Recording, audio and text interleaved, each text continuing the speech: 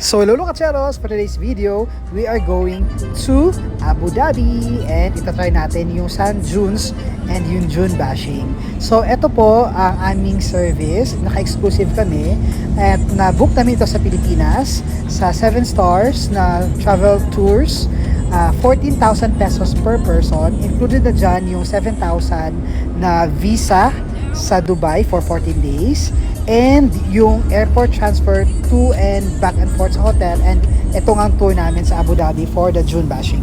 So mahigit isang oras yung travel namin from the Dubai proper to Abu Dhabi kung saan nandoon yung itong dune bashing natin. So this is my first time na ma-experience ito.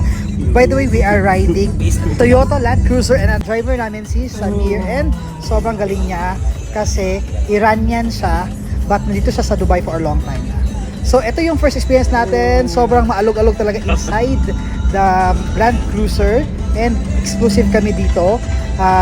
And wow, super nice talaga yung view dito and super relaxing din siya kahit medyo nakakatakot. Extreme rides siya kasi going up and down yung car and then paminsan tumatagilid siya, but very nice itong si Samir kasi talagang meron pala sila talagang special permit para sa driving license dito mismo sa sand dunes. Yan. So kung makikita nyo, sobrang pro and expert na itong si Samir and na-enjoy talaga namin yung experience na to.